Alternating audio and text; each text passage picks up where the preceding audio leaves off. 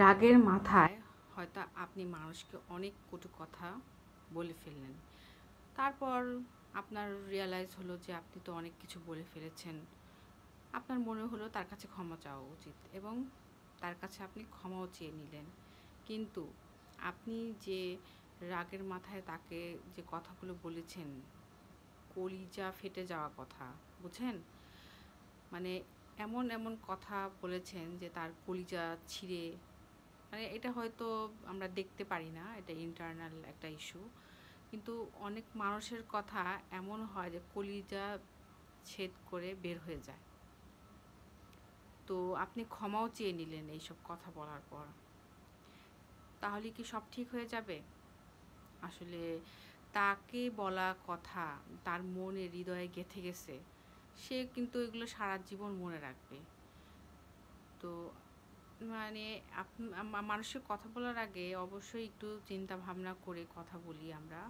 আমাদের পবিত্র মাহে রমজান উপলক্ষে বা মাহে রমজান চলে গেলেও যে আমরা আগের রূপ ফিরে পাবো, মানে আমার আগের রূপে চলে আসবো, হিংস্রতা দেখাবো, এগুলো আসলে না করি। রমজান মাস সংযমের মাস, ধৈর্য ধারণ করি। আল্লাহ পাক বলেই দিয়েছেন সূরা দোহাতে যে তোমাদের ভবিষ্যৎ তোমাদের অতীতের চেয়েও সুন্দর হবে। তো এত টেনশন করার কিছুই নেই। মানে আল্লাহর উপর আমরা, আমাদের সৃষ্টিকর্তার উপর আমরা ভরসা রাখি।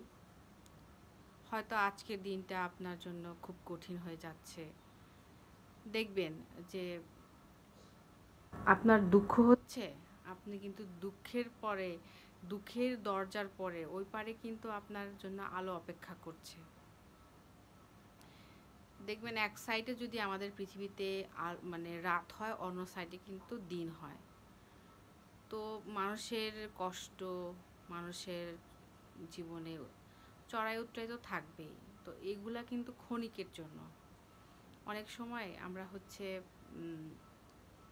ভুলে যাই, মানে রাগে কি রেখে কি করে ফেলি, এটা আসলে আমার মনে হয় না।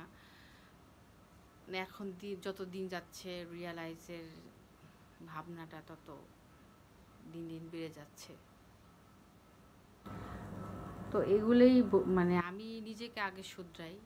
রমজান মাসে এসেছে, মানে আমার তো ভুল ত্রুটি থাকতে পারে, মানে এগুলো মানুষকে না বলে আল্লাহকেই বলা উচিত, কারণ তিনি সর্বশ্রোতা, সর্বশ্রেষ্ঠ পরিকল্পনাকারী, উত্তম পরিকল্পনাকারী। আমরা যা যা চেষ্টা করি নিজেকে শুধরানোর, তো এত কিছু নিয়ে টেনশন না করি, সবাই ভালো থাকি এবং পবিত্র মাহে রমজানের সবাইকে শুভেচ্ছা।